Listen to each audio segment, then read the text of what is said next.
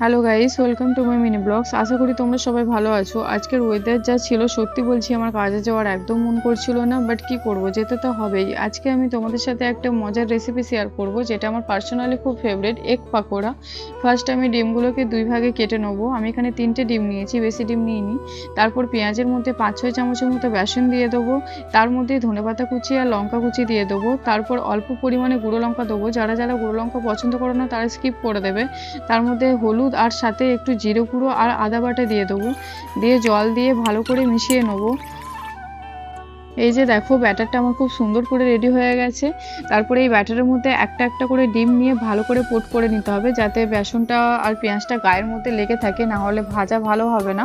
তারপরে গরম তেলের মধ্যে একটা একটা করে আমি ছেড়ে দিলাম। দেখো কালারটা কিন্তু খুব সুন্দর হয়েছে, জানি না খেতে কেমন হবে, খাওয়ার পরেই বুঝতে পারবো। তো সত্যি বলতে খেতে খুবই সুন্দর হয়েছিল। আমি এর আগেও খেয়েছি, কিন্তু আজকেরটা একটু বেশি ভালো হয়েছিল। তো আমার এই ছোট্ট ভিডিও তোমাদের যদি ভালো লেগে থাকে তো লাইক করতে ভুলবে না। আবার দেখা হবে নেক্সট ভিডিওতে।